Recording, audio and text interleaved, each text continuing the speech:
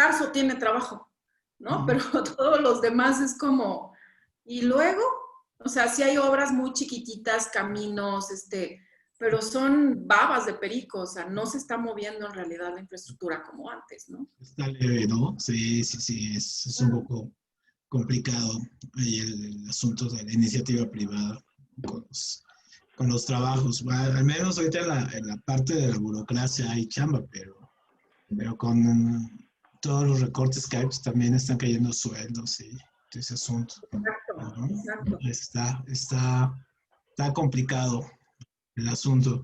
Y luego sale este Agustín Cárdenas a decir que falta la época de las bancarrotas, o sea, súper animoso el tipo, No, ¿no? todavía no estamos en lo peor. Sí, ¿no? Pero, híjole, o sea, qué declaraciones, ¿no? O sea, son, en lugar, no sé, piensas, un tipo como él que debería de animar, ¿no? O sea, y lo hace todo, todo Yo así. creo que sí, esta parte psicológica nos debería de, o sea, nos podría ayudar Mm, mucho, porque al final del día se abren, yo creo que tienes que ser más creativo y tienes que dejarte pensar un poco en la pensión, ¿no? En que, es decir, tienes que generar otras cosas. ujú. Yo creo que va a ser un parteaguas para eso, ¿no? Totalmente, sí, sí, sí, sí, va a ser complicado. Pues vamos a comenzar. Ya está aquí Elba. Elba, ¿qué tal? ¿Cómo te va? Entonces, Gabriela, ya está Karina. Hola, Hoy nos acompaña de nuevo Ana, que hola. está con nosotros. No, ya me mandó la lista de poetas y de libros, se las voy a compartir en el Google Classroom para que lo tengan ahí. Está bastante buena. Está Nora también, Jesús. Sara, ajá. Y creo que sí, somos todos. Muy bien. Hoy no va a estar Graciela con nosotros porque la van a operar hoy. Ay, Le salió un problema con esto de, ¿cómo se llaman? Las piedras ¿cómo se En el llama? riñón. Eso, las piedras en Cálculos. el riñón. Y la van Cálculos. a operar. Seguramente le están operando en este momento. Era algo muy ligero. Y aparte ya lo hacen con láser y todo. Ya no es como antes que te tenían que abrir no, y era súper complicado. Y salían las tripas ahí, luego te las metían y todo. No, ahora ya es como con unos tubitos y ya súper rápido, pero no deja de ser peligroso por la anestesia y ese asunto. Entonces, bueno, claro. a ver si mañana ya está con nosotros. Bueno, entonces vamos a comenzar porque como dicen, porque es mole de olla, aunque nunca he sabido por qué, en serio el mole de olla es tan complicado de hacer, o sea, por eso la frase de mole No, de olla, ¿no? O sea, no. Vayan al mercado de Tlalpan, ahí venden el caldo tlalpeño, la receta original que comió en este caso Santana, les va a gustar bastante, ¿no? Ese sí está complicado, el tlalpeño, ¿no? En este caso.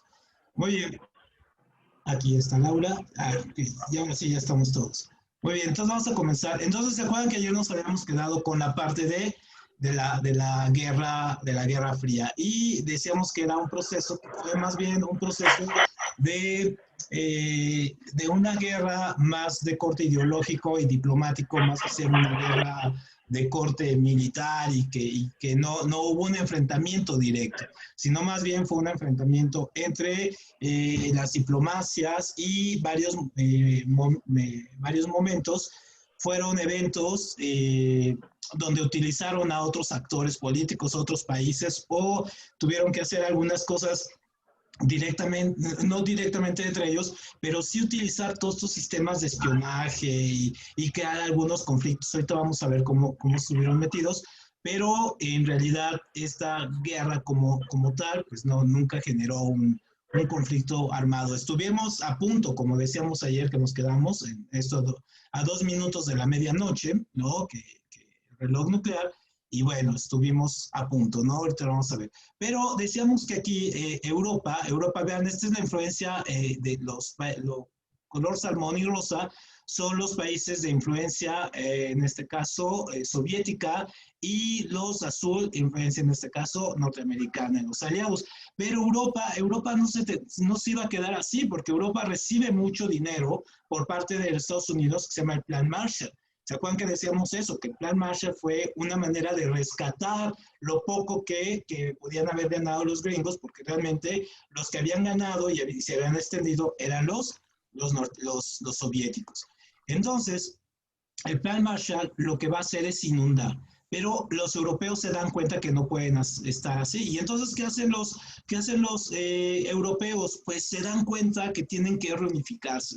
Entonces tienen que hacer grupos y tienen que dejar este asunto de las cuestiones políticas, las ideologías, las filosofías de cada uno de ellos, y se tienen que unificar. ¿Por qué? Porque es la única manera que tienen de competir contra los norteamericanos y hacer un bloque contra los soviéticos. Y entonces aquí lo primero que se hace es un pacto. Aquí les voy a poner esta para irlo analizando.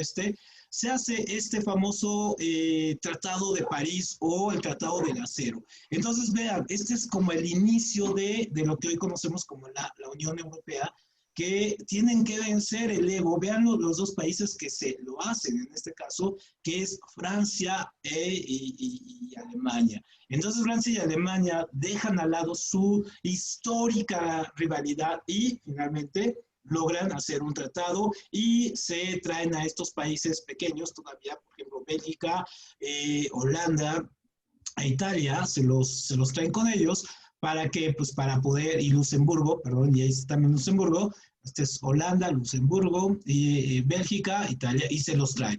¿Para qué? Para darle una legitimidad al proyecto.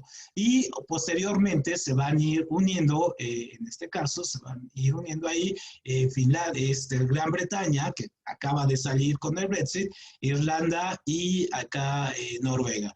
Entonces, este tratado, ¿no? Después se va a conocer como el Tratado de Roma, es cuando ya fundan lo que se va a llamar en este momento la Comunidad Económica Europea. Ese era el nombrezote de antes. ¿Y cuál era la idea? De que el comercio entre los países pues fuera más fluido, que no tuvieran tantas restricciones, que las barreras arancelarias fueran disminuyendo. Entonces, obviamente, después se adhiere aquí lo que es Gran Bretaña.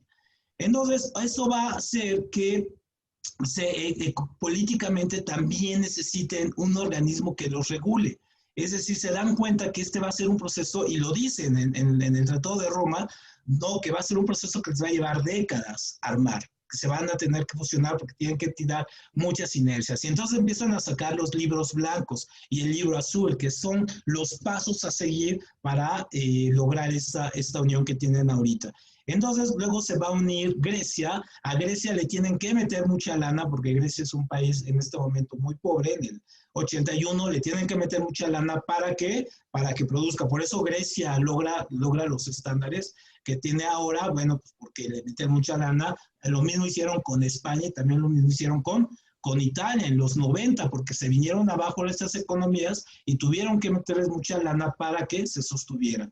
Entonces viene este famoso acuerdo, el acuerdo Schengen, que es el que ahora existe. Ustedes cuando llegan a los aeropuertos europeos les dicen que son de la zona Schengen o de extranjeros, o solamente de la Unión. Entonces la zona Schengen es que pueden fluir, empiezan a ver la manera de que fluyan los trabajadores, los capitales y las materias primas por los países sin restricción. Es decir, que yo alemán puedo ir a Francia sin necesidad de pedir permiso, visas o todo este asunto. Simplemente paso como un ciudadano normal, ¿no? Y mis mercancías pasan lo mismo, no pagan impuestos por ello. Y entonces puedo trabajar aquí, puedo trabajar allá y todo ese asunto. Eso es lo que se firma, es la zona Schengen. Y luego se van a unir otros países, por ejemplo aquí en Finlandia, Suecia y Austria, se unen a la Unión, ya va creciendo y vamos a llegar a este es el acuerdo y muy importante, el Tratado de Maastricht.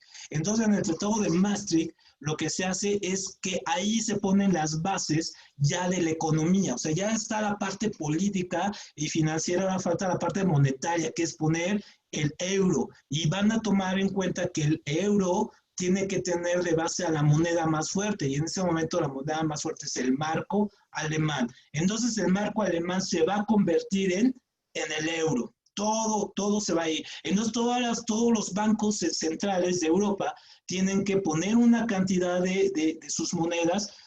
Antes ir a Europa era, si ustedes iban en el 95, 96, era una locura porque tenían que andar cambiando las monedas, que los francos, que las liras, que el marco, que la peseta, ¿no? Que, o sea, era una cuestión impresionante. Entonces, las monedas se van a un banco central, que es el Banco Central Europeo, y ahí los convierten, todas las monedas las convierten en marcos, perdón, en euros. Y una vez que ya está ahí, pues obviamente ya todo el mundo pues, se quiere meter, entonces entra Chipre, la República Checa, ¿no?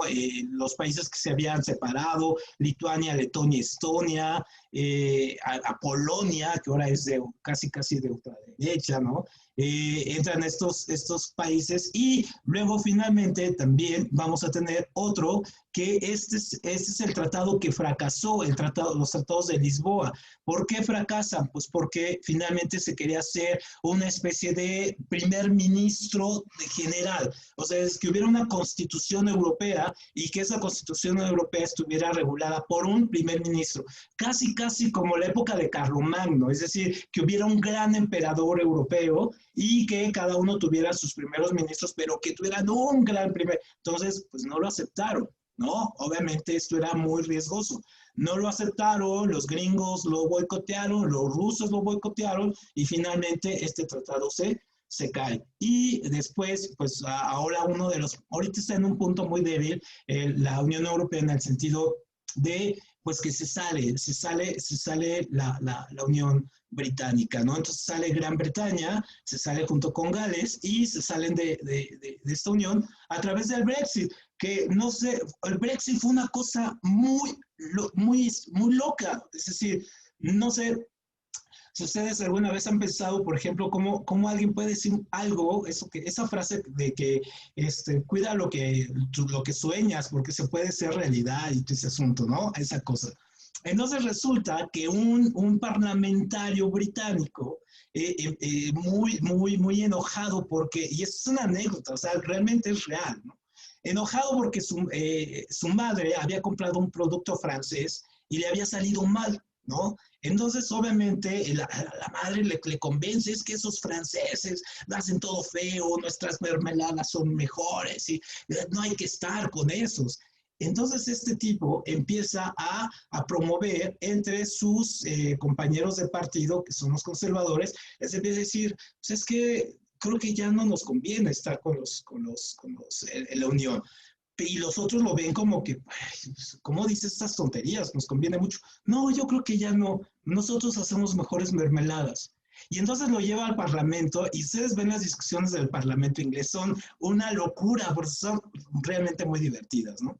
Y entonces este cuate pone el punto en la agenda de que se separe Gran Bretaña. Entonces están en la época de las elecciones y esto empieza a crecer, algunos lo empiezan a ver como un factor nacionalista, pero como manera de ganar votos, realmente no lo pensaban, ¿no? Los conservadores lo ven como una manera de ganar votos, un sector, y cuando hacen el plebiscito, incluso dicen, no va a pasar, vamos a hacer plebiscito, no va a pasar absolutamente nada, y cuando hacen el plebiscito, pues resulta que los jóvenes, o sea, los chavos, no fueron a votar. No fueron a votar los chavos entre los 18 y los 35 años y los que decidieron que ganara el Brexit fueron las personas entre los 45 y los 70 años, que eran los que se vieron o vieron toda esta transición y que guardan sentimientos nacionalistas y todo ello.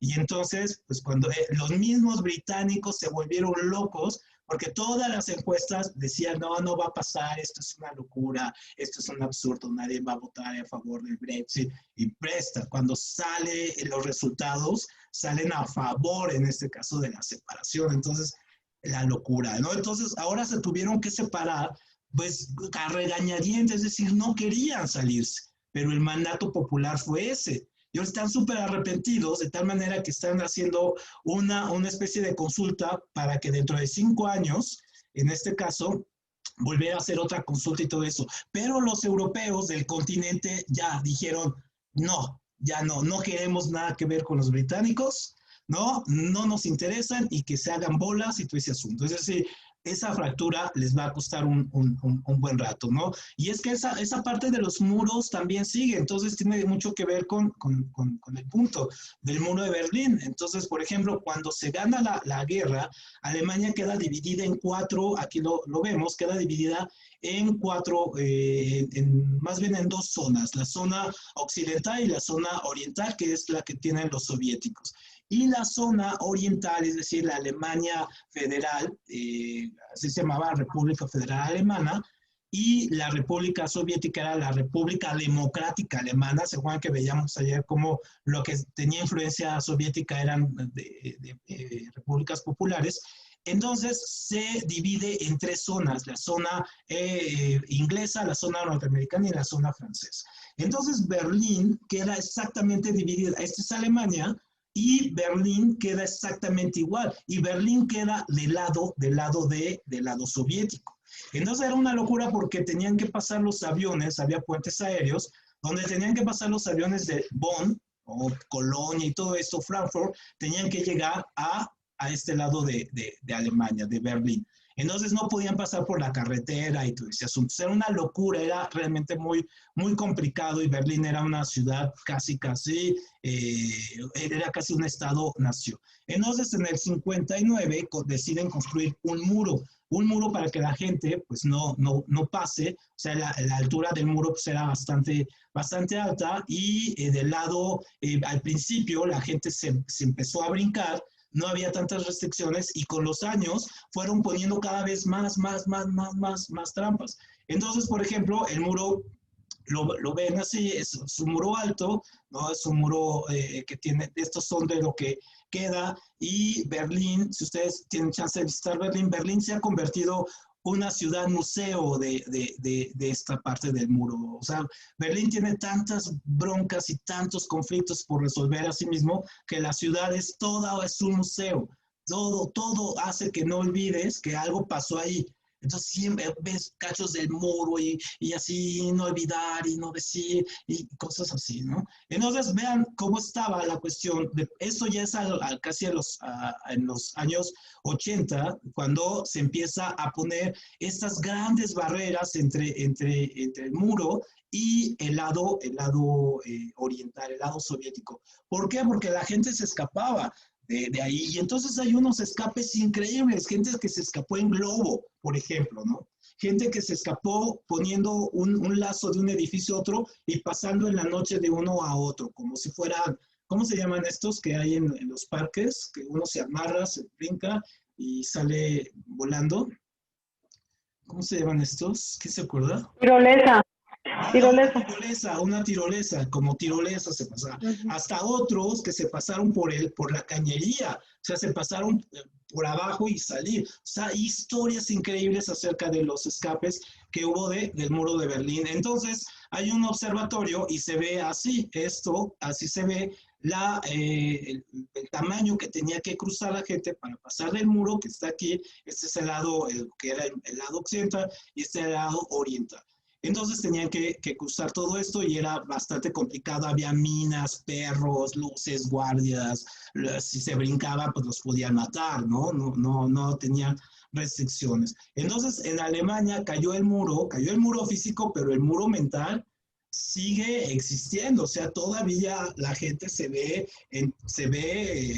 con recelo, porque la Alemania federal tuvo mucho apoyo por el Plan Marshall, se hizo muy rica, y el lado soviético pues quedó muy...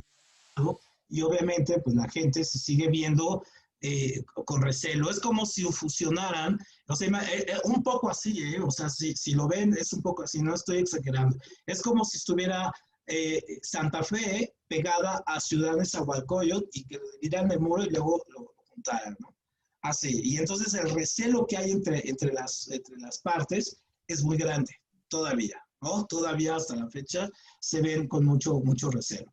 Bueno, entonces, cuando pasa esto, el mundo, obviamente también, esto estaba pasando en Berlín, esto era un problema de la Guerra Fría, pero el mundo, lo vemos a partir de aquí, estos son los movimientos de descolonizadores que hubo en el siglo XIX, pero a partir de estos verdes, vemos cómo en el mundo de la Guerra Fría, comienza a descolonizarse, es decir, comienza a haber guerras de independencia en los países africanos, todos los países africanos comienzan a independizarse, los países asiáticos también comienzan a independizarse y eso va a generar los conflictos que tenemos ahora todavía en África entre estas dos grandes tribus, entre los Hutsus y los Tutsis, ¿no? Que tenemos estas dos etnias que pelean entre sí. ¿Por qué? Pues porque una vez liberados llegaron una gran cantidad de dictadores militares, obviamente usados por las mismas potencias que se iba a Francia, pero dejaba a hoy un dictador ahí que le complaciera, se fueron los alemanes, pero pues dejaron ahí un dictadorcillo,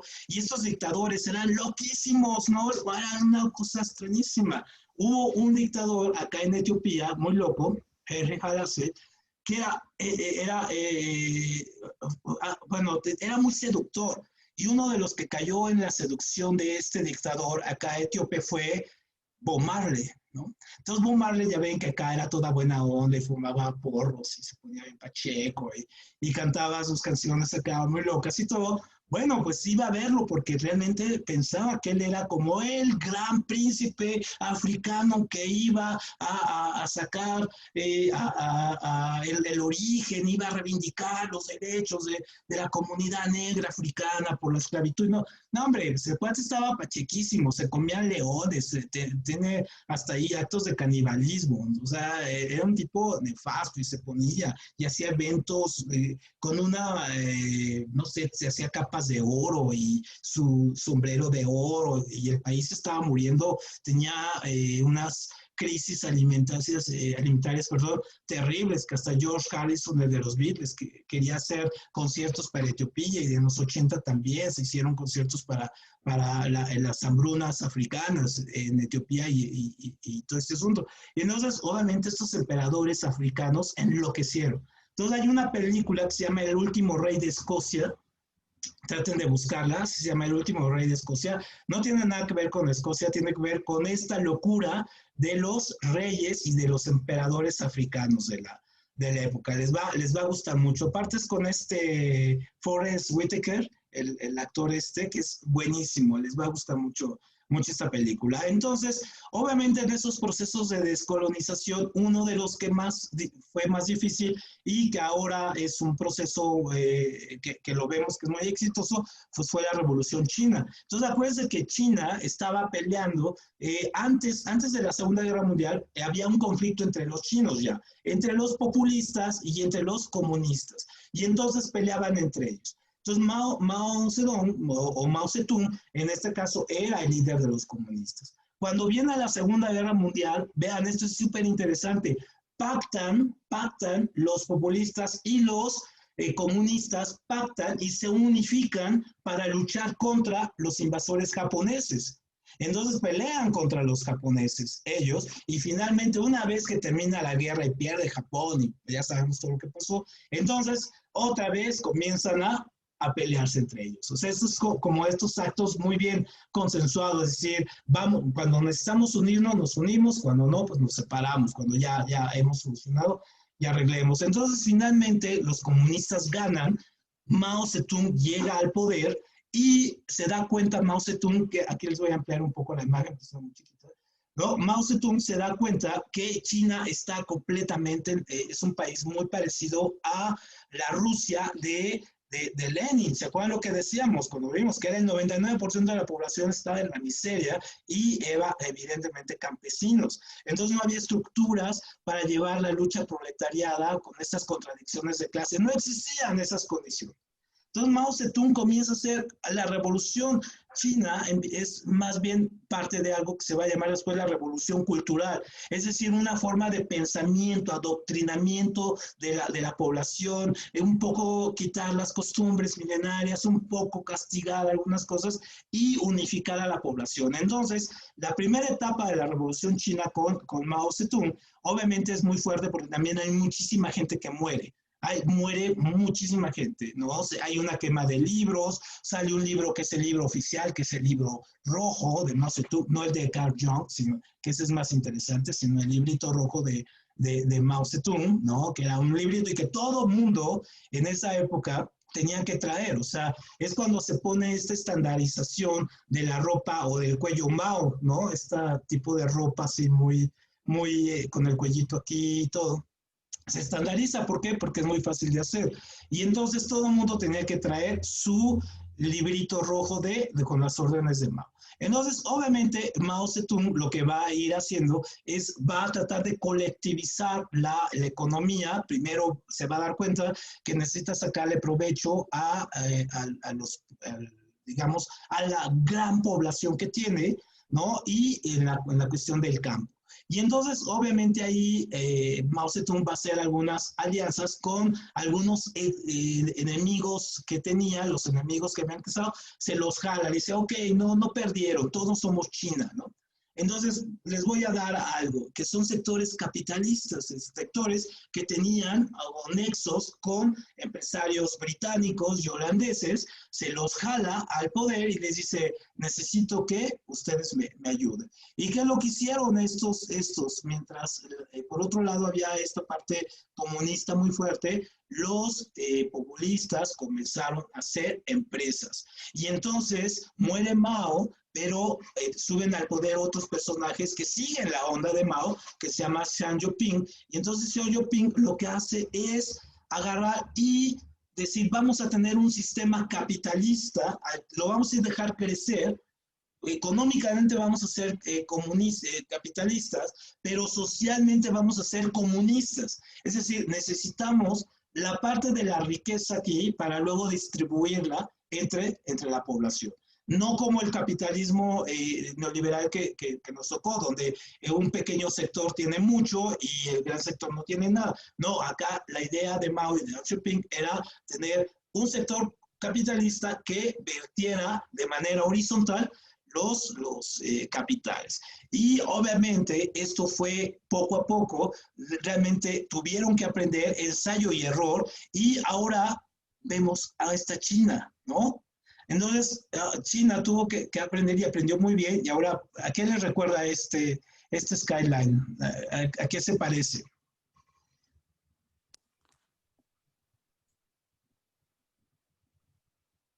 ¿No? ¿No les recuerda el skyline así de Nueva York con las torres así, con los edificios, las torres gemelas, ¿no? Y todo ello, ¿no? El Hudson por aquí pasando y todo. Es muy parecido, se parece mucho. Entonces lo que hace, el gran logro, el gran logro de los gobernantes chinos. Luego les cuento una anécdota que me pasó cuando vino el secretario del Partido Comunista Chino aquí a México. Yo era universitario, hice una tontería que casi me cuesta que me mandaran a Lecumberri. Bueno, ya no existía Lecumberri en esa época como cárcel, pero sí me persiguieron un rato. Que vino el tipo vino a México, era gobernante Salinas de Gortari, y cuando él iba en su comitiva para allá al aeropuerto, iba rodeado de policías en una limusín con las banderas de China. Yo me bajé del carro, me subí a una malla ciclónica que dividía el circuito interior y me pongo a gritarle, ¿no? Porque acaba de pasar la matanza de Tiananmen. Entonces me pongo a gritarle, asesino, ya saben, ¿no? Asesino, maldito, y haciéndole acá gestos y todo. Y se para una patrulla, ¿no? Y los otros se van, y yo dije, ya hice mi protesta. Se para una patrulla, ¿no? Se baja otro patrullero, y yo me brinco la malla ciclónica otra vez. Me subo a mi carro, y mi carro no quiere prender, ¿no? Entonces tenía un bochito, ¿no? Un bochito así todo viejo. Entonces ya no quiso prender, pues me agarraron, ¿no? Entonces me agarraron, me interrogaron y me hicieron, luego ya me dejaron ahí fuera. Pero yo dije, malditos chinos, ¿no? Sí, en ese momento está muy enojado con los chinos por lo de Tiananmen. Muy bien, entonces, otra cosa que pasó en esta época fue, pues, la Revolución Cubana. Y la Revolución Cubana, que vemos al Che, ¿no? Que ahí viene a querernos explicar, fue ese asunto de cómo Castro y cómo este pequeño grupo de revolucionarios que estaban en México. Por cierto, Ana, cuando vengas a México, hay un café que se llama Café La Habana, que si no sé si lo conozcan ustedes, Laura, Sara, ¿no lo conocen? ¿No, Gabriela? Elba, ¿no lo conocen? Es un café que está ahí en Donceles, casi con Donato Guerra, y se llama el Café La Habana, y ahí se planificó la Revolución Cubana, ¿no? Ahí fue donde se planificó. Ahí llegaba el Che Guevara, ahí llegaba Fidel Castro, Camilo Cienfuegos, y ahí desde ahí planificaban. Y entonces cuando ustedes llegan al Café La Habana, le piden que les den la mesa de Fidel Castro y es una mesa que está ahí con rayones, todavía la mesa tiene rayones y todo. No sabemos si sea neta realmente la mesa del... No, y a lo mejor el dueño dijo, me voy a hacer más famoso y la rayó él, todo. Pero uno está ahí y en verdad que uno siente la nostalgia, ¿no? Es un café viejo, viejo, viejo, viejo de los años, en este caso 50, 40. Entonces la revolución se planifica ya aquí en México y en Cuba pues les va a costar mucho trabajo, sobre todo les va a costar trabajo porque tenían obviamente a los norteamericanos encima, ¿no? Pero Fidel Castro pues obviamente pudo haber sido un dictador, podemos estar de acuerdo con él, sí o no, pero obviamente la tenacidad con la que hizo la revolución, pues hay de admirarse, porque salió de aquí, de Veracruz, fue apoyado por un personaje que después fue secretario de Gobernación de México, que era Fernando Gutiérrez Barrios. Él le dio el barco, ¿no? Y él fue el que lo cubrió y fue el que lo mandó finalmente a Cuba, y entonces estuvo allá en Cuba, llegó acá en esta parte, llegó aquí a Santiago de Cuba, y de ahí empezó hasta llegar a La Habana. O sea, pasó todo este camino desde aquí, ¿no? Si se ve, pasó desde acá y llegó hasta La Habana, ¿no? Finalmente. Entonces, obviamente la Revolución Cubana es una revolución muy diferente a las revoluciones que habíamos visto o al expansionismo del comunismo en esas épocas. ¿Por qué? Porque por primera vez lo que veíamos era una revolución de manera espontánea, es decir, el comunismo, Fidel Castro, después de que tomó el poder, 2 años después se declaró comunista, pero al principio no lo hizo, no declaró que la revolución era comunista. Entonces, es una revolución atípica porque todo el expansionismo comunista había sido en los continentes, en Asia, en China, ¿no? Vietnam, Europa y todo, y está a unas cuadras de Estados Unidos, a unas cuadras de Estados Unidos. Entonces, imagínense es como si tuvieran el enemigo en la puerta tocándoles. Entonces, obviamente, Fidel Castro se da cuenta que el tener a los rusos como aliados, pues sí le va a traer conflictos. De hecho, los Estados Unidos, cuando se declaran comunistas, estos les ponen el cerco, inmediatamente es un cerco que dura a la fecha, ¿no? Hasta la fecha dura este cerco. Es decir, las empresas norteamericanas no pueden hacer negocios con los cubanos, ¿no? Y muchos países del mundo no pueden hacer negocios con los cubanos.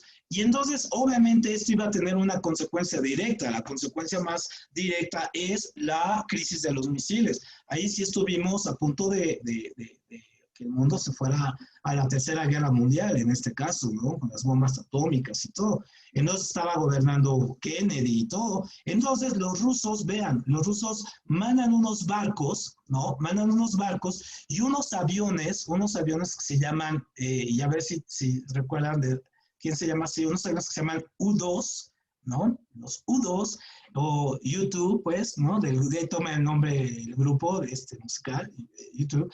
Entonces, estos aviones espías ven que vienen estos barcos, pero estos barcos traen bombas nucleares. Y entonces, las bombas nucleares las pensaban poner aquí. Imagínense en el campo que tenían. No tenían que mandar las bombas ya desde Rusia o desde Moscú o desde Alaska y terminar a los gringos de manera rápida. No, ya las tenían a un ladito ahí en Cuba y desde ahí pensaban mandar las bombas. Entonces había bombas de corto alcance y de mediano alcance. Entonces una bomba que saliera de La Habana a Nueva York, pues llegaría, o a Washington llegaba en 10 minutos, llegaba en 10 minutos, no la hora y media que tardaba desde Moscú a llegar a Los Ángeles o llegar a Nueva York. Entonces tenían una ventaja estratégica impresionante. Entonces estaba gobernando Nikita Khrushchev, un tipo muy simpático en la Unión Soviética, y estaba gobernando Kennedy. Entonces, son 13 días de negociaciones muy intensos donde Kennedy de plano dice, si pasan el paralelo tal, ¿no? O sea que ya por acá, si pasas el paralelo tal, lanzo la bomba atómica. O sea, te lanzo las bombas. Entonces Nikita Khrushchev toda esa noche, me imagino que no durmió, pensando, ¿no? que iba a hacer, y sabía que al momento de negarse a poner los misiles en Cuba iba a perder el poder. Y pues sí, ¿no?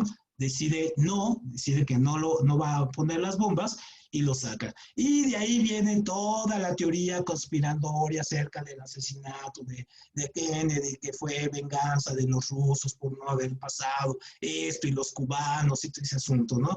Pero este fue el momento más intenso que hemos tenido de la guerra, la famosa crisis de los misiles. Y luego otro personaje que también es muy simpático, pero que no es tan simpático en sí, es Gandhi. Y entonces, Gandhi, bueno, si vieron la película de Gandhi, en este caso, pues lo retrata casi como un santón, ¿no? Si uno termina de ver la película de Gandhi, casi uno que le quiere prender una vela y decir, yo me quiero ser como él. No, en realidad Gandhi era un tipo gandallón, era muy malhumorado, muy enojón, ¿no? Tuvo su época así, súper mujeriego también el tipo, o sea, tenía sus cosas, ¿no? Y él tenía toda la educación británica, porque él fue educado finalmente en Londres. Y cuando regresa a la India, entonces comienza este movimiento de pacífico, de la guerra, de no contrastar, no hacer la guerra, porque en ese momento, cuando él llega en los 40, regresa a la India estaba dividida en una cantidad de castas imposible de contar. Es decir, es casi como si cada colonia de la Ciudad de México fuera una casta. Y entonces es un poco diferente pelear o convivir entre castas que entre, digamos, podemos decirlo así, entre clases sociales. ¿Por qué? Porque las castas tienen el ingrediente religioso y el ingrediente étnico, y ponerlas a ellas, en este caso, a trabajar para formar un país, pues era muy difícil. Y lo que hicieron los británicos, y de hecho lo podemos ver muy bien, hay un libro que parece muy ingenuo, pero no es nada ingenuo, porque retrata finalmente cómo estaban divididas las castas en la India, que es el libro de la selva.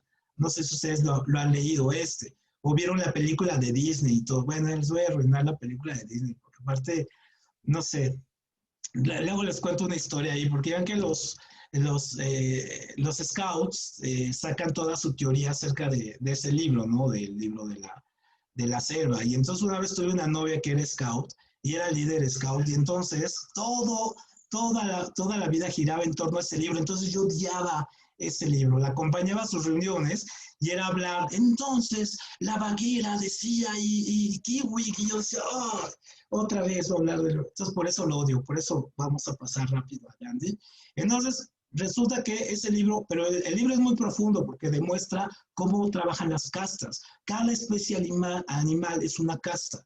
Entonces lo que va a suceder es que se tienen que unificar en torno a esta teoría de Gandhi, de la pacificación y de la negociación. Y finalmente los acuerdos que logra Gandhi son de muy alto nivel con los británicos, pero, es decir, sueltan a la India, pero en realidad no la sueltan, ¿no? A la fecha, la India sigue perteneciendo a la corona británica, es decir, todavía sigue, es como Canadá, ¿no? En este caso, Canadá sigue siendo parte de la corona, aunque digan, ay, sí, está Justin Trudeau, todo guapo y buena onda. No, bueno, el cuate tiene que rendirle a la reina, ¿no? En este caso. Muy bien, entonces, bueno, otro movimiento, ahorita regresamos a perdón.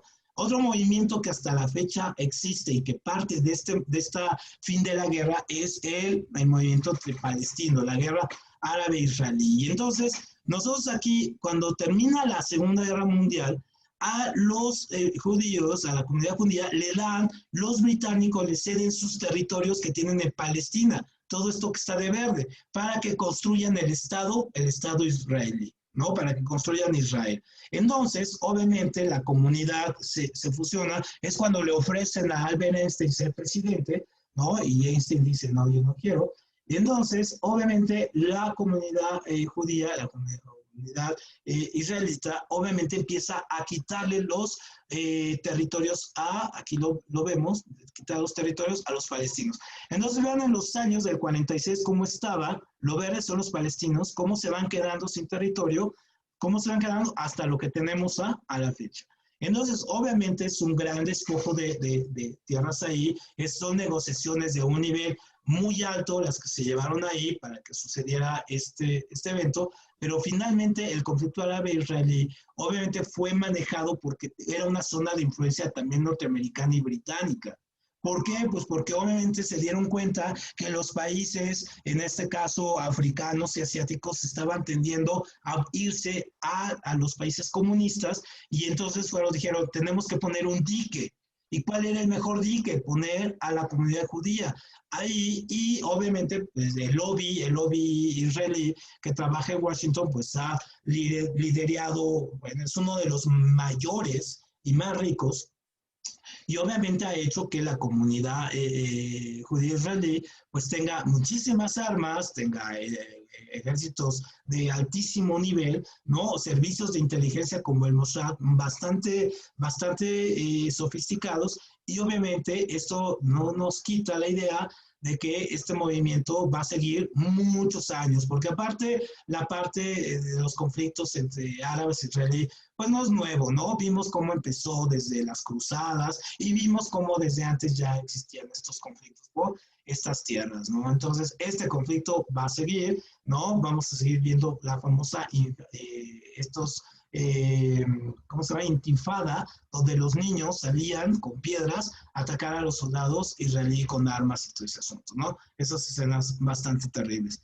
Otros movimientos que surgieron, uno de los más clásicos y el más taquillero, pues es la guerra de Vietnam, ¿no? Entonces, ¿quién no ha escuchado esa canción de Creedence, esa de no soy un hijo preferido, que todas las películas de Vietnam sale esa canción, ¿no? Y bueno, vimos en nuestra sesión de cine todas las características de esta guerra con Apocalypse Now, pero obviamente esta guerra es una guerra también generada a través de los Estados Unidos en el conflicto por no dejar que se extienda el comunismo. Entonces, obviamente, Estados Unidos empieza a ver con muchísima preocupación que el mundo se está pintando de rojo. Y entonces, allá hay un conflicto entre China y Rusia, no se ponen de acuerdo, ¿no? No se ponen de acuerdo Stalin y Mao, no se ponen de acuerdo cómo tener el comunismo, y finalmente China decide extender el comunismo hacia abajo, hacia la parte del sureste asiático. Y entonces, obviamente, hay líderes, en este caso, va a haber unos líderes nefastos ahí también en comunistas como Pol Pot, que va a matar muchísima gente, pero también hubo otros movimientos muchísimo más de abajo, de guerra de guerrillas, como fue la guerra de Vietnam. Y al final, Vietnam fue uno de los grandes fracasos de la política norteamericana porque no podía lanzar la bomba atómica, no podía, eso no tenía manera, ¿no? Tenían que tener ejércitos convencionales, murieron muchísimos soldados, fue un fracaso diplomático y finalmente la guerra de Vietnam, pues sí, es muy taquillera en el sentido que la vemos, pero los Estados Unidos es la primera gran guerra que pierden, y la pierden en el 76, cuando se firman los tratados ahí en París, donde finalmente Vietnam se va a unificar, ya no hay Vietnam del Sur ni Vietnam del Norte, queda como una sola Vietnam, y los Estados Unidos, ese fracaso político y militar, pues los marca, ¿no? Los marca, es como su gran huella que tiene. Y bueno, la cantidad de películas que hemos visto ahí de los veteranos, cómo los despreciaban, ¿no? Llegaban, les decían perdedores, la gente no los quería, decían, es que fuiste a la guerra y no ganaste, ¿cómo está eso? ¿No? Entonces, hay toda una canción, y la canción más reveladora, no sé si a ustedes les guste Brooks Springsteen, la canción más reveladora de esta guerra es la de Born in the USA, ¿no? Ahí narra perfectamente el sentimiento del soldado, en este caso, de sentirse utilizado por una guerra que no era la suya y que era una guerra que desde el principio estaba prácticamente perdida, ¿no? En este caso. Y entonces, obviamente, esto se enmarca en un año fenomenal, que es el 68. Y es el año más fenomenal porque es el año en que yo nací, ¿no? En este caso. Entonces, este año es muy bueno y luego les cuento cómo nací, porque yo nací prácticamente en la calle, ¿no? Un día les cuento esa historia, cómo nací en la calle. Entonces, este año del 68 fue un año muy impresionante. ¿Por qué? Porque en ese momento había toda una serie de cosas, elementos, por ejemplo, no sé, Ana, por ejemplo, el existencialismo, estaba la literatura francesa, estaban los movimientos feministas, ahorita vamos a hablar un poco de esto, pero estaba el mundo cambiando en la forma de verse a sí mismo, ¿no? Es decir, había un momento de autocrítica del mundo y de la sociedad. Entonces todo parecía que no se detenía con estas guerras y el mundo comienza a autoanalizarse. Entonces, obviamente el 68 por eso es tan emblemático, porque hubo movimientos revolucionarios, revoluciones, por ejemplo, el Mayo francés, donde la filosofía de Sartre ¿cómo se pronuncia, Ana? Sartre o Sartre, ¿no?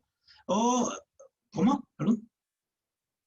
Ok, entonces obviamente los filósofos Camus empiezan a tener mucha influencia acerca de cuáles son los procesos filosóficos, cómo se debe de ver la política, pues si realmente las formas de gobierno les están conveniendo. Empieza a haber, digamos, movimientos en los países comunistas dominados por los soviéticos, como Hungría, Rumania, en este caso Checoslovaquia, en México viene el 68 también, una serie de movimientos que surgieron a partir de la crítica del poder o del poder que tenía el PRI, y sobre todo uno de los movimientos que más recordamos es la famosa Primavera de Praga, en este caso donde es reprimido el ejército, bueno, la sociedad es reprimida. Y hay un libro bastante bonito que independientemente de la estructura, nos narra muy bien los ojos, bueno, la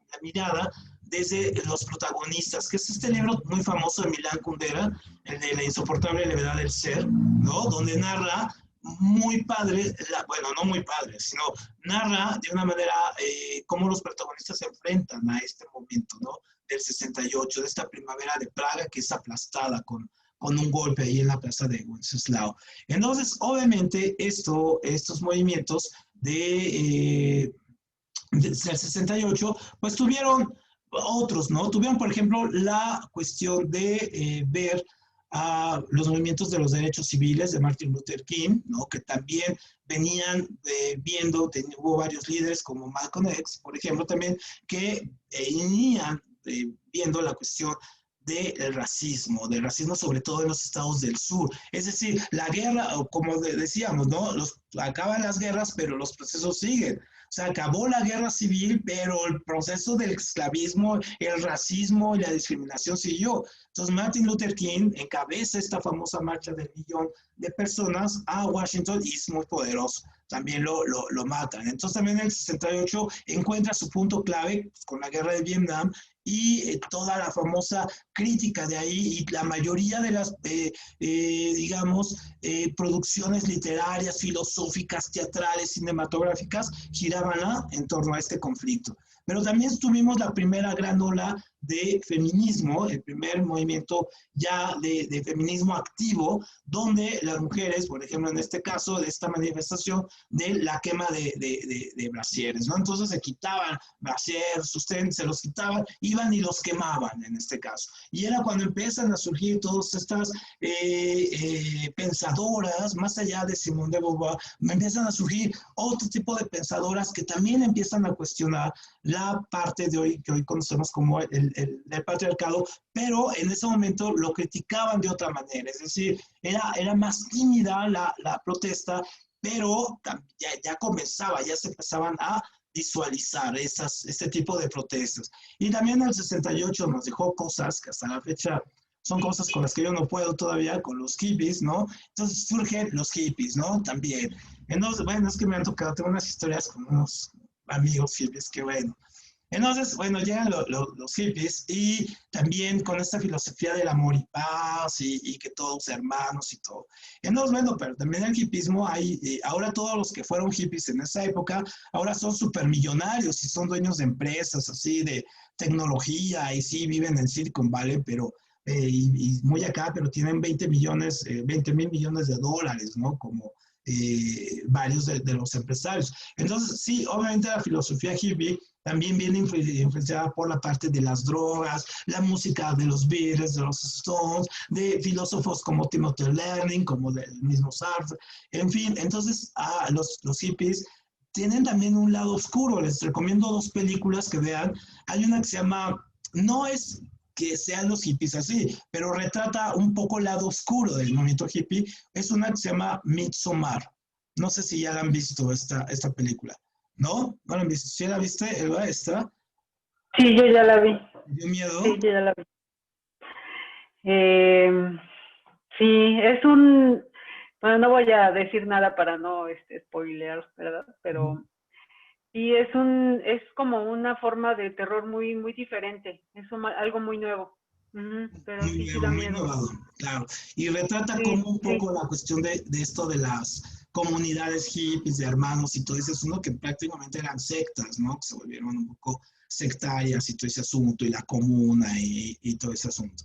Entonces, y hay otra que también, bueno, una película muy curiosa que ya la vieron seguramente, es la de Érase una vez en Hollywood, esta con Brad Pitt, ¿no? Y con, no sé si la vieron, esta parte donde van con la secta de Charles Manson, que son todos hippies y todo, pero son esos hippies como que dan miedo, ¿no? No sé si la vieron, véanla. Yo estaba en el cine, la fui a ver, y la escena esa cuando Brad Pitt se quita la playera, no sé si se acuerdan de esa, que está en el techo y se quita la playera Brad Pitt. No, todas las chicas así en el cine, ¡wow! Y todo, y yo sí, maldito sea, ¿no? En este caso, qué guapo es ese hombre. Muy bien. Obviamente también tuvimos la época de la psicodelia, entonces también los 60, 68, 71, por ahí, tuvimos la psicodelia en todo su encanto. Y entonces, por ejemplo, teníamos a Jimi Hendrix, a Mamas and the Papas, a los Bears, a Led Zeppelin, ¿no? A Cream, Eric Clapton y todo esto. Entonces, si se fijan, todo es, si no tuvieron algún pariente hippie, han fracasado, ¿eh? Porque todo, siempre hay un pariente hippie en la familia, y entonces así que se viste con flores y todo ese asunto y vestos. Pero mucho de esto se lo debemos a este hombre que es Timothy Learning. Timothy Learning es el creador prácticamente de la filosofía de las drogas, de la psicodelia, del LSD como estimulante, no de las bajas pasiones, no, sino estimulante creativo. Y entonces, por ejemplo, Lucy in the Sky with Diamond de los Beatles es una canción en honor a él, porque significa LSD. Entonces, un poco se la hacen en honor a él, ¿no? Es una canción que uno la lee y no le entiende absolutamente nada, pero uno se toma una pasta, un chocho, y entonces ya le oyen esa canción y dicen, wow, tiene sentido, ¿no? O sea, como que todo se compone y dices, wow, sí. Sí, entiendo, ¿no? Acá las drogas y todo ese asunto. Entonces, bueno, eso pasaba en el mundo, pero no todo era tan bonito.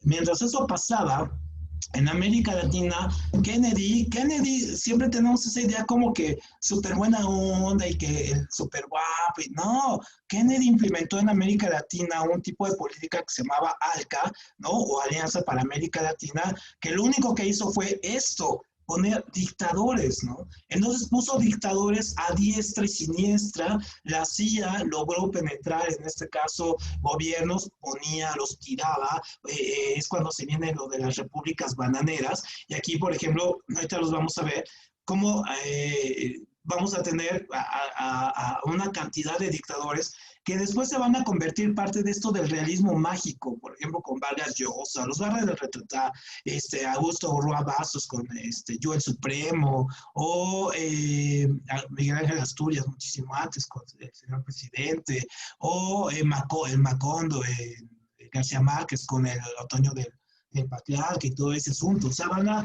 revisar un poco en la cuestión. Hay uno que salió de Trujillo, que se llama La Fiesta del Chivo, de Vargas Llosa, también súper interesante, retrata a estos dictadores, ¿no? Entonces, obviamente vamos viendo cómo los dictadores van llegando, se van quitando según, y todos ellos son siempre apoyados en el militarismo, siempre tienen atrás, ¿no?, a un poder fuerte militar, siempre apoyado desde los Estados Unidos. Esto es la consecuencia de la política de Kennedy con el ALCA. Entonces, así que estaba el mundo, ¿no? Toda América Latina completamente llena de gobiernos militares, ¿no? Entonces, una de las peores cosas o las peores cosas que nosotros tenemos es esto, lo que se llama Operación Cóndor. La Operación Cóndor fue de que ante el avance del comunismo, ¿no?, lo que hicieron fue organizarse los países de Argentina, Bolivia, Brasil, Chile, Paraguay y Uruguay, y unificaron sus fuerzas armadas, unificaron a sus ejércitos en los batallones de élite y empezaron a perseguir a los que tenían algún tipo de pensamiento de corte socialista o comunista. Entonces es cuando vienen estas muertes de Víctor Jara o los pensadores, y la Operación Cóndor iba más allá de eliminar, los eliminaban de una manera increíblemente espantosa, es decir, los subían a helicópteros, no, iban, se metían al mar, se metían a esta parte, ¿no?, del mar, acá déjeme bajar un poquito aquí, ajá, se metían acá al mar, se venían aquí, aquí ya lo quité, ahí está otra vez, se metían a esta parte, se metían acá y tiraban los cuerpos, ¿no? Tiraban los cuerpos, muchas veces los iban vivos todavía. O en el desierto de Atacama, acá en Chile, agarraban y lo que hacían era enterrarlos, en este caso los mataban en los estadios, en algunos lugares, los iban y los tiraban ahí. Entonces, obviamente, esta es una de las historias más nefastas de operaciones militares conjuntas de ejércitos que trabajaron para eliminar a los rivales políticos, ¿no? La Operación Cóndor.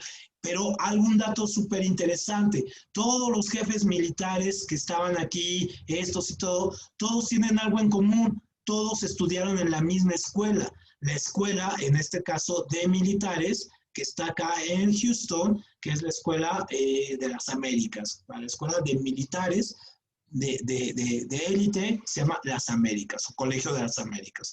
Todos ellos estudiaron ahí. Ahí les enseñaron qué hacer, cómo dirigir ejércitos, cómo manifestarse, cómo lograr parar manifestaciones, en fin, ¿no?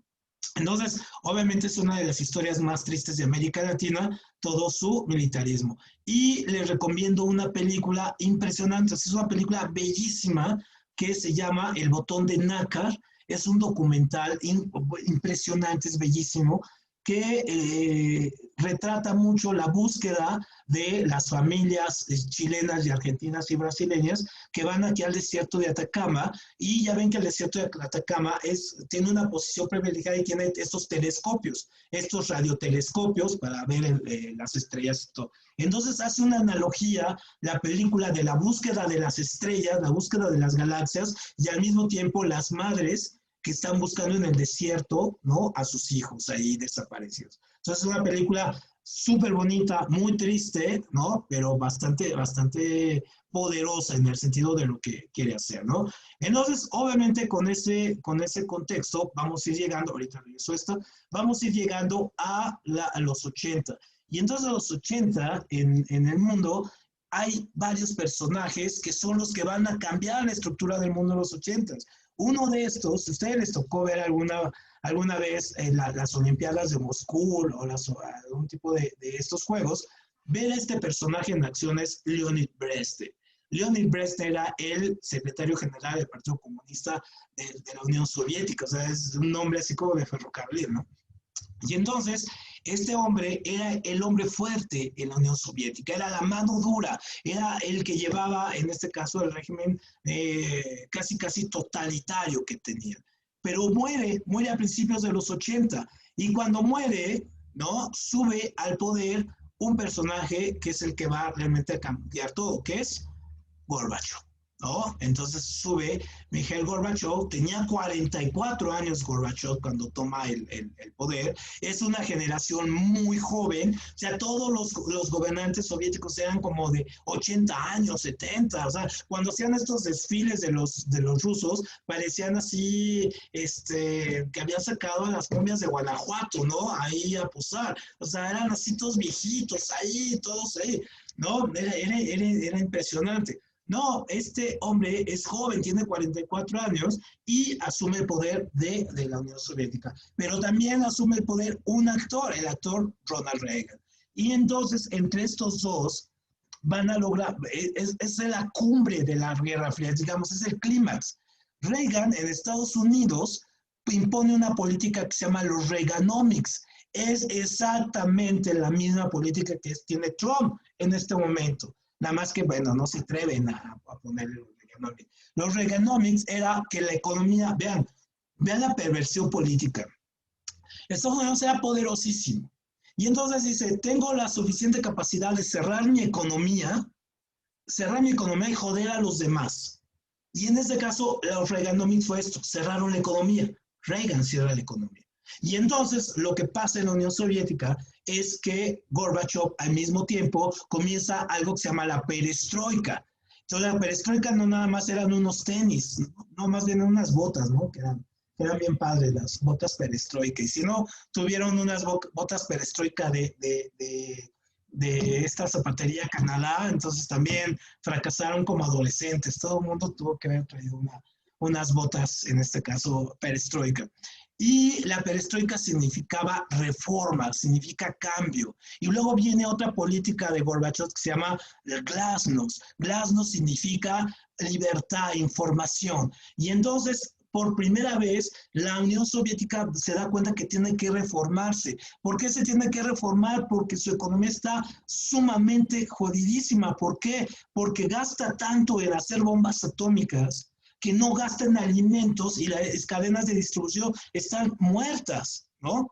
Entonces, obviamente, la economía se tiene que reformar. Entonces, este Gorbachev quiere implementar un poco la economía que está haciendo Deng Xiaoping en China y empieza a abrir su economía. Entonces, imaginen ustedes, se imaginan, creo que la mayoría eran bastante chicos. Los que ya tenemos carrera nos acordaremos muy bien cuando se abrió el primer McDonald's en Moscú. O sea, que entró, se abrió, bueno, fue el acontecimiento, fue Gorbachev a comprar el Partido Comunista. Y, ojo, ¿por qué la Coca-Cola? Bueno, ahorita vamos a ver por qué la Coca-Cola no pegó, pero entró a venderse la Coca-Cola y ¡wow! La Coca-Cola ahí vendiendo y veías a los comunistas tomando Coca-Cola y había comercios. Pero eso era el inicio. Pero va a llegar otro personaje que va a ser clave, sumamente importante, que es el Papa, ¿no? El Papa Juan Pablo. Entonces, este es un Papa, el Papa polaco, y en este caso que tenía sus cosas, pero es extremadamente, es católico, pero es polaco. Y en Polonia había un movimiento que se llamaba Solidaridad, encabezado por Lech Walesa, y entonces el Papa se vuelve el gran consejero político de Lech Walesa. Y entonces, obviamente, el primer país que se declara fuera del comunismo, de la esfera comunista, en los 80, ya a finales de los 80, es Polonia, ¿no? Tiran a León, ¿cómo se llamaba este militar? Jaralewski, ¿no? Tiran al militar que era el gobernante de Polonia y llega Lech Walesa. Y el primer acto político que hace el Papa es ir a Polonia, ¿no? A la toma de posesión de Lech Walesa como presidente. O sea, era la influencia. Y entonces los demás países alrededor de Polonia, la Alemania democrática, Yugoslavia, entonces, bueno, Yugoslavia era un caso diferente, pero Checoslovaquia, entonces Hungría, Rumania, saben por dónde va la ruta, por dónde ir, ¿no? Y el Papa comienza a usar, porque este Papa, más que ser un Papa carisma, o sea, todo el mundo se quedó con la idea de que este Papa era como el Papa así buena onda y carismático y que era el amigo ese de tú eres mi hermano del alma. ¿Sí se acuerdan, no? Cuando vino a México, ¿no? Uno de mis actos más vergonzosos es haber salido a la azotea de la casa con mi espejito cuando vino el Papa así echarle la luz, o sea, ¿no? Que decían, salgan a saludar al Papa, ¿no? Y ahí saludando al Papa y todo ese asunto. Fueron esas cosas muy avergonzantes que todavía hoy debo de confesar. Entonces, no, este papa era muy político. De hecho, este papa llega, no sé también si se acordarán, algunos de los que somos un poco más grandes de esto, que este papa llega porque matan a otro papa, que es el papa Juan Pablo I. O sea, se muere Pablo VI, luego sube Juan Pablo I, dura un mes en el poder, un mes, se muere extrañamente y sube este papa. Entonces, las teorías de la conspiración y algunos historiadores serios, en este caso, Emanuel Bernstein incluso lo ha llegado a comentar, es que al papa Juan Pablo I lo matan porque tenía una encíclica y venía con todo un ordenamiento muy apegado al corte socialista, ¿no? En ese momento ya existía la parte de la teoría de la liberación, entonces, ¿no? Que es un movimiento más latinoamericano, pero que sí tenía una agenda más de acercamiento con los países del bloque comunista. Entonces, se muere al mes y sube este que finalmente va a ser una causa. Y un personaje que no podemos olvidar, ¿no? De esta época de los 80, muy impresionante, fue Margaret Thatcher, ¿no? Podemos estar de acuerdo en ella o no, fue una conservadora, fue una de estas personas que apoyó a Reagan con su política Reaganomics, pero cómo tomó el poder y fue, digamos, cómo se hizo este nombre famoso de la dama de hierro, obviamente, fue una de las primeras mujeres que defendió la idea de que una mujer podía gobernar una gran potencia. Y sus mismos partidarios, o sea, la misma gente de su partido, y ella fue una de las primeras que denunció esto, decían, es que a mí me decían mis compañeros conservadores que yo no podía ser presidente, bueno, no podía ser primera ministra, porque cuando tuviera periodos menstruales, entonces iba a tomar decisiones de corte emocional, ¿no? Entonces, obviamente, ella es de las primeras que saca y dice, esto pues, obviamente no es así, ¿no? Entonces, lo denuncia, toma mucho poder y se va a volver en una mujer muy, muy, muy, muy poderosa. Hay si quieren ver un poco las consecuencias de la época británica, hay una película muy simpática, les va a gustar y se van a pasar un buen rato, pero sí se ve mucho las consecuencias de la política neoliberal que implementa Margaret Thatcher, que se llama Sing Street, ¿no? O Calle de la Canción, que está en Netflix, parece. Sing Street se llama. Y es una banda de rock y todo, pero con todo. Hay una que se llama el Full Monty.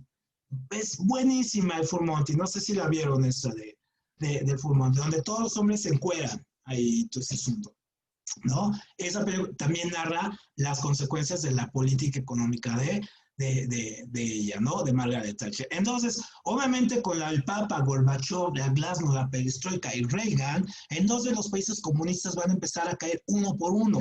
Entonces cae Ceausescu, cae en Rumania, ¿no? Después cae en Hungría, cae en este caso Bulgaria, la República Checa se divide, viene la nueva revolución con Václav Havel, un poeta, ¿no? Por cierto, ya vieron que ganó en este caso una poeta, una mujer poeta, el Nobel de Literatura, ¿no? Que es muy poco usual, y entonces, bueno, hoy ganó. Y Václav Havel, pues era poeta, fue un hombre que llegó al poder y una vez que estuvo en el poder lo dejó porque dijo, yo soy poeta, no soy presidente, ¿no? En ese caso, hizo algo bastante lógico y se salió.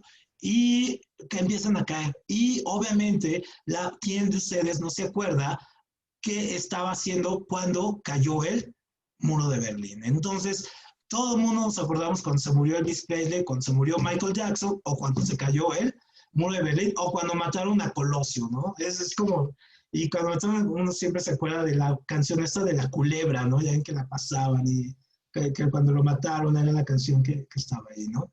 Entonces me acuerdo mucho, por ejemplo, cuando cayó esto del muro, el muro también fue una cuestión simpaticísima, cómo cayó, porque obviamente ya había el primer ministro que estaba en la Alemania democrática, Hans Castorp se llamaba, Hans Castorp es un personaje, ahorita recuerdo cómo se llama.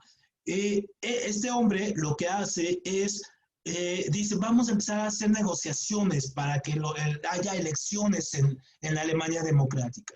Entonces, alguien se equivoca y manda un telegrama al punto que se llamaba Checkpoint Charlie.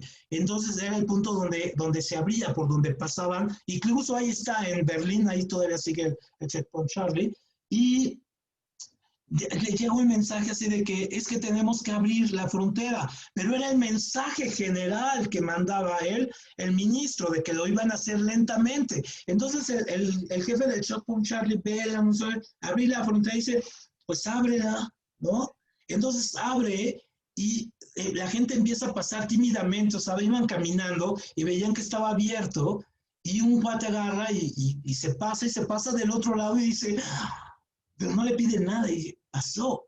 Y entonces empieza a llegar la gente, se empieza a correr, porque aparte es un punto central. No todo fue aquí en la puerta de Brandenburgo, no sucedió ahí el asunto, sino es en ese punto Checkpoint Charlie, que está rodeado de edificios. La gente empieza a acercarse y empiezan a pasar tímidamente 2, 3, 4 y de repente ya se viene toda la banda, ¿no? Entonces a la medianoche el Checkpoint Charlie ya dice, ya, me rebasaron y la gente toma el muro, ¿no? Prácticamente. Y entonces al primer ministro, en este caso, en la Alemania federal era este hombre muy simpático que se llamaba Helmut Kohl, ¿no? Helmut Kohl, él se saca de onda, lo despiertan en la noche y le dicen, la gente se está pasando, y entonces él tiene que viajar de Bonn a Berlín, viaja en un vuelo privado, así a medianoche, llega en la mañana y entonces constata que finalmente los alemanes pues ya abrieron y que ya es imposible mandar al ejército y todo. O sea, fue una cuestión sumamente curiosa que duró toda la noche y los alemanes aquí estaban en fiesta, ¿no? Entonces, obviamente, sí, lo vivimos muy, muy padre. Y ya para un poco cerrar la parte ochentera, y un poco entrar en la nostalgia, que no se acuerda de estas cosas. Por ejemplo, veíamos el muro de Berlín, pero a nosotros estábamos en plena adolescencia. No, ya no estábamos tan adolescentes en el 89, 90, ¿no? Creo que ya andábamos con un poco de carrera. Pero, por ejemplo, nos tocó todo esto, ¿no? Nos tocó la parte del cambio generacional. Entonces todavía teníamos vinilos, ¿no? Vinilos. Había unos discos de vinil de música disco, no sé si se acuerdan ustedes, que eran de colores, azules, amarillos y todo ese asunto. Y bueno, pues los cassettes. ¿Quién no le grabó un cassette a una de sus novias, a uno de sus novios del radio, de las canciones del radio, que esperaban que pasara la canción, se la grababan y luego se lo mandaban y le ponían aquí, ¿no? En esta parte así, te amo, ¿no? Espero que siempre seamos amantes y bueno, unas cosas impresionantes, ¿no? Y traíamos nuestro Discman, ¿no? Que se oía espantoso, pero traíamos, y se le acababan las pilas rapidísimo, ¿no? O sea, veíamos un cassette y ya se le acababan las pilas, nuestras grabadoras, los radios como este que está aquí atrás, más o menos. Poco ahí, empezaban estos teléfonos, no eran celulares, eran inalámbricos, estos teléfonos inalámbricos, las videocaseteras, ¿no? ¿Quién no tuvo una videocasetera y se le quedó la cinta metida, ¿no? O cuando iban a los videocentros o iban a estos famosos, no sé, lugares de renta de películas y se tenían que regresar los teléfonos, empezaban las compus, en fin, las cámaras analógicas. Tuvimos una buena época en los 80 con la música, ¿no? También, aunque la moda era espantosa, llena de laca y mallas y mayones, en este caso, era espantosa la época, pero también tuvimos películas padres, ¿no? Todo ochentero que se respeta vio alguna vez Star Wars, ¿no? Pero bueno, regresemos a lo serio, ya para acabar, porque ya se nos está acabando el tiempo, que bueno, ya me pasé. Bueno, otra guerra que vivimos en los 90, que fue una guerra que la vivimos, sobre todo en 91, fue la guerra del Golfo Pérsico, la primera guerra del Golfo Pérsico. Y entonces esta guerra la vimos cuando Irán, en este caso, invade Kuwait, ¿no? Invade Kuwait y los gringos entran. Fue la primera gran guerra que vimos después de la caída del comunismo. Y era cuando empezamos a llamar un término que ahora está muy de moda, que se llama el nuevo orden internacional. Es decir, la recomposición de los países y salvar otra vez los recursos. Y veíamos escenas como estas. Yo les recomiendo una película que es sobre la guerra del Golfo Pérsico, es sobre la no guerra, es decir, no hubo guerra como tal, porque fue una guerra de 3 días, que llegaron los aviones, bombardearon Saddam Hussein, se retiró y George Bush dijo, ya estuvo, ¿no? Entonces, es con Jay Halliway, no, ahorita me recuerdo cómo se llama la película, pero es una película bastante interesante. Se llama Soldado Anónimo, perdón, aquí suena. Soldado Anónimo, sobre esta guerra del Golfo. También tuvimos conflictos en los 90s, dos conflictos muy de guerra étnica, o sea que ya pensábamos superados. Tuvimos dos guerras étnicas, la guerra de Chechenia y la guerra de los Balcanes. Entonces la guerra de los Balcanes, aquí se separa Yugoslavia, la Yugoslavia de Tito, se separa en la fracción musulmana, la fracción judía y la fracción, en este caso, católica. Y de los católicos aparte, divididos en los protestantes. Entonces, cada quien se peleaba, los serbios con los croatas con los de Montenegro con Serbia, en fin. O sea, fue una guerra que mató muchísima gente y cuyo símbolo principal es Sarajevo, la ciudad de Sarajevo. Esa ciudad fue la que más daño sufrió, que era en Bosnia y Herzegovina, y que, bueno, ahora ya se llevan bien entre ellos, pero esa guerra fue una guerra de matazón étnica, ¿no? Si pertenecías a una etnia diferente, te mataban, ¿no? No tenía que ver mucho con la política, tenía más que ver con la parte étnica, y la guerra de Chechenia fue igual. Los rusos fueron a hacer una guerra de exterminio de esta población también que les molestaba. Y la cumbre, ya vamos a terminar, la cumbre es este momento. En este momento la historia cambia radicalmente para nosotros, sobre todo el mundo también se acuerda lo que estaba haciendo cuando llegó cuando las Torres Gemelas, ¿no? Muchos estaban durmiendo, otros estaban en la escuela, ¿no? Y llegó un alumno y llega a las 8 y tanto, y yo estaba dando clase y era la época cuando era medio payaso dando clase, y entonces entra este alumno como a las 8 y cuarto y le digo, pero el cuate ya había entrado, y le digo, a ver, si me das un buen pretexto porque llegaste tarde, te dejo entrar, pero si no, no puedes entrar, aquí la clase comienza a las 8, ¿no? Y dice, es que dos aviones se estrellaron en las Torres Gemelas, y están incendiándose, y yo, wow, qué buena historia, pásale. No, el otro, no, profesor, es verdad, ya, pásale, ya no inventes más, pásale. Y atrás de él llega el director de la escuela llorando, así, dice, Arturo, saca a los alumnos, se va a acabar el mundo, ya va a empezar la Tercera Guerra Mundial, que se vayan a morir a sus casas, no aquí. Entonces el tipo estaba loquísimo, ya se fueron los alumnos, yo así súper aterrado también, y no, fue una cosa. Bueno, por eso me acuerdo mucho de esa época, ¿no? Pero obviamente fue algo que nos marcó en este caso, ¿no? La guerra. O sea, olvidémonos de toda la conspiranoia que hay acerca de que si fueron los gringos, no fueron y todo. El asunto es que es un momento político y aquí comienza una nueva era de la historia, ¿no? Y esa guerra, obviamente, pues nos llevó a la guerra en Afganistán con los talibanes, ¿no? Una guerra prácticamente de conquista de los gringos de un territorio para ellos que está lleno de petróleo, y pudo George Bush, hijo, vengar al padre y matar a Saddam Hussein. Entonces vemos la transformación de Saddam Hussein, que era el gran dictador, y finalmente como tuvo una muerte así colgado y todo ese asunto, ¿no?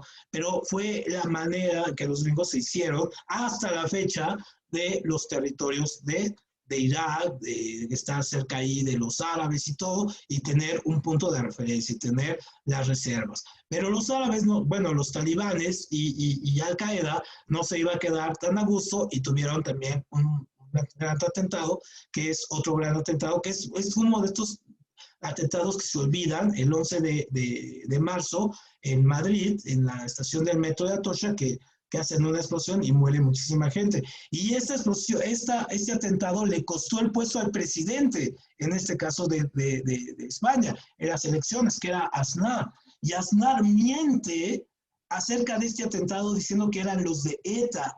Y 2 días antes de las elecciones se dan cuenta que no era ETA, que fue Al-Qaeda, ¿no? Y él apoyó la guerra de Estados Unidos. Y entonces, al mentir, le caen en la mentira, y iba muy bien en las elecciones, y 2 días lo descubre y pierde las elecciones con este hombre que se parece a Mr. Bean, Zapatero, ¿no? Fernández Zapatero. Es igualito a Mr. Bean, se parece mucho, ¿no? Entonces, obviamente el mundo, ya ahora sí ya vamos a acabar, el mundo se globaliza y la globalización obviamente ya es un mundo controlado no nada más por la tecnología, sino por los intereses comerciales. Las fronteras comienzan, ojo, muy importantes, comienzan a abrir las fronteras, pero al mismo tiempo empieza a haber un momento de nacionalismo, resurgimiento de nacionalismos, regionalismos, surge en México, por ejemplo, el ZLN, ¿no? O sea, empieza a haber sectores de la población que antes no veíamos, que comienzan a surgir. Y entonces el proceso de globalización lo que va a ir dándonos es que el mundo esté dividido así, es decir, en bloques comerciales. Tenemos el Tratado de Libre Comercio, tenemos la Comunidad Europea, los países africanos unificados, China y el dominio que tiene de la comunidad, en este caso asiática, es decir, los países se empiezan a unificar en el sentido económico, no lo político no, en lo económico. Se dan cuenta que es la única manera que tienen. Es decir, hay como un regreso el inicio de la modernidad, cuando se pueda que veamos, 1492, cuando viene lo de América y todo ese asunto, comienza a haber un proceso similar. Es decir, tenemos un retroceso de casi 5 siglos, otra vez en la parte de las relaciones políticas y económicas. Y ya para cerrar, obviamente, tenemos esto. ¿Qué es lo que pasa con la economía de ahora? Ahora no podemos ver la realidad política, económica, sociológica, de cualquier forma, no la podemos ver sin el filtro de esto, ¿no? De las famosas redes sociales, que es lo que nos dejó la época de los 2000 para acá. O sea, el mundo dominado a través de las redes sociales, obviamente, o de esta tecnología que a veces nos rebasa, obviamente nos cambió la forma incluso nosotros mismos de relacionarnos, de enamorarnos, de convivir, de salir, en fin, todo ello, ¿no? Entonces, obviamente esto sí nos ha trastocado. Algo que nos trastocó también fue la crisis del 2008, del 2009, la crisis económica que vino de las tranzas que hacían los de Lehman Brothers, que hacían una economía, inflaron las acciones de las .com, las acciones de las inmobiliarias y hacían tranzas, es decir, hacían esquemas Fonzi, esto de que yo te pido prestado y luego para pagarle al que me prestó, es decir, era un prestadero de dinero y ese dinero se quedaba perdido. Entonces la economía en el 2009 se cae, viene la crisis del 2008, que es muy fuerte, digamos que la crisis de esa época no se compara con la que estamos viviendo, pero sí fue un primer aviso de lo que podía haber, de que la economía no era nada fuerte. Y que no se acuerda del famoso tsunami del 2006, ¿no? En este caso, 2006, donde pues murieron casi 300,000 personas con este tsunami, ¿no? Este movimiento que mató, y fue donde nos dimos cuenta, porque esto no tiene que ver con el calentamiento global ni de ese asunto, pero sí nos dimos cuenta de lo frágil que somos ante los eventos de la naturaleza y la escalabilidad que tiene.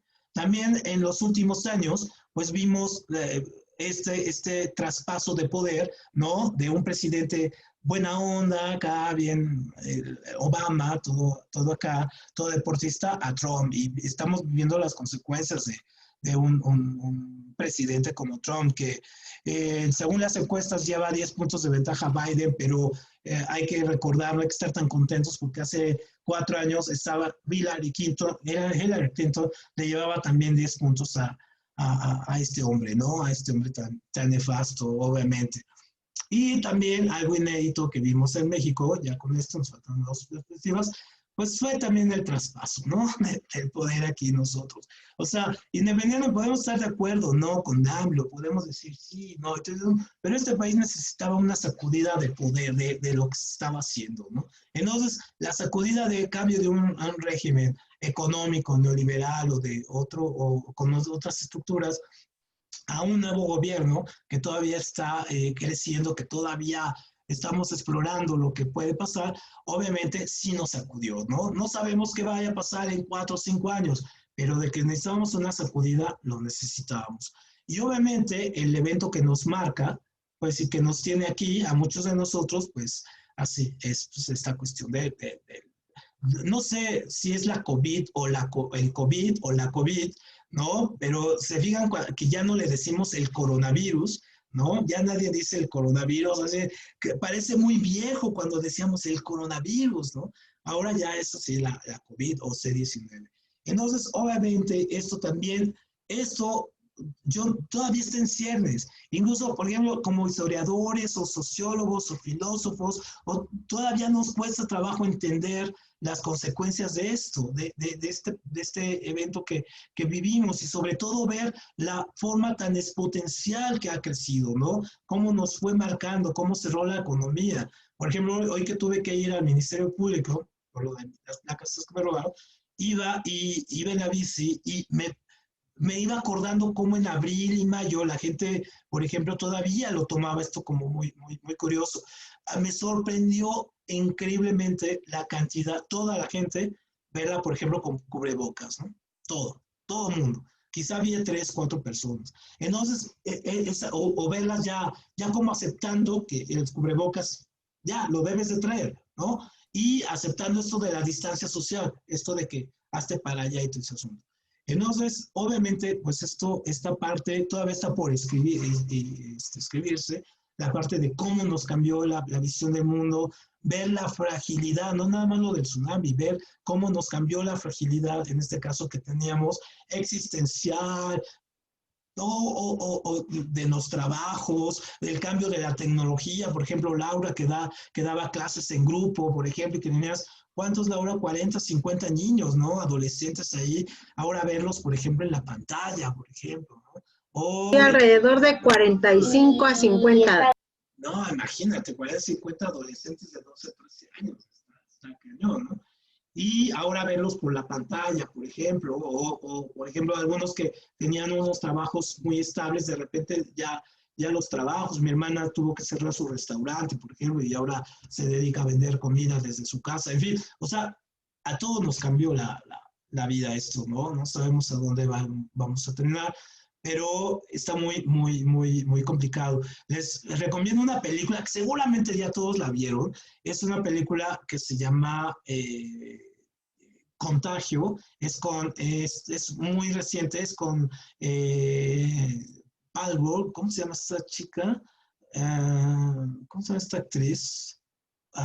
Una güera ella que sale en los Avengers. Bueno, tiene un super elenco. Sale hasta la del Titanic ahí, tú dices, pero también está en las redes sociales ahí, en el streaming. Entonces, véanla, es muy la onda parecida de lo que pasa en la actualidad, ¿no? Y esa película la hicieron 2, 3 años antes de esto, ¿no? No es conspirativa ni ese asunto, no, pero retrata un poco el confrontamiento que tenemos entre nosotros y los trabajos, ¿no? Pues muy bien, pues así corriendo, pero pues ya terminamos, ¿no? Terminamos nuestro recorrido mágico, filosófico y cultural, ¿no? En este caso, ¿no?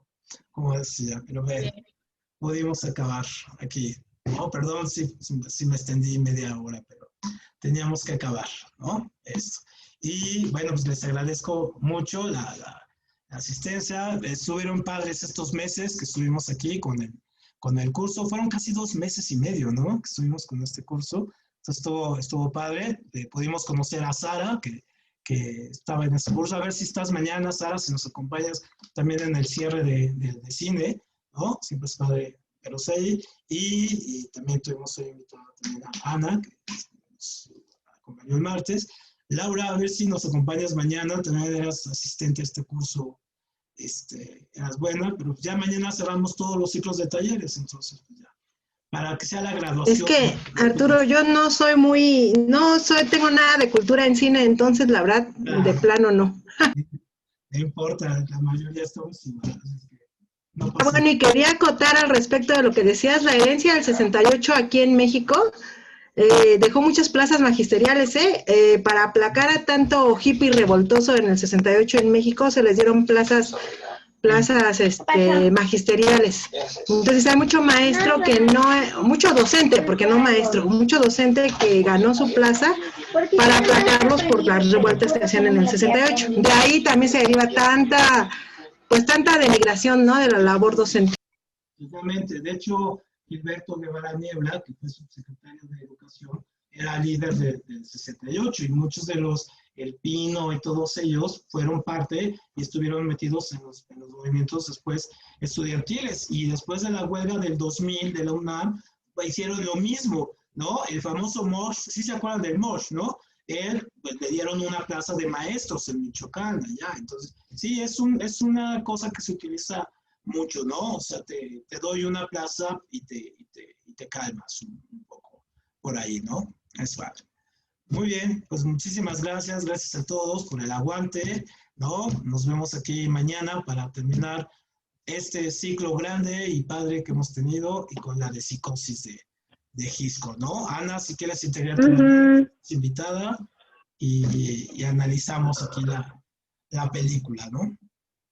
Bueno, les agradezco mucho y nos vemos mañana. Muchas gracias a todos. Muchas gracias. Gracias. Gracias. Buenas noches. No, Muchas gracias. Buenas noches. Ojalá sí. Sí. Gracias, hasta luego. Nos vemos mañana. Nos vemos mañana. Muchas gracias.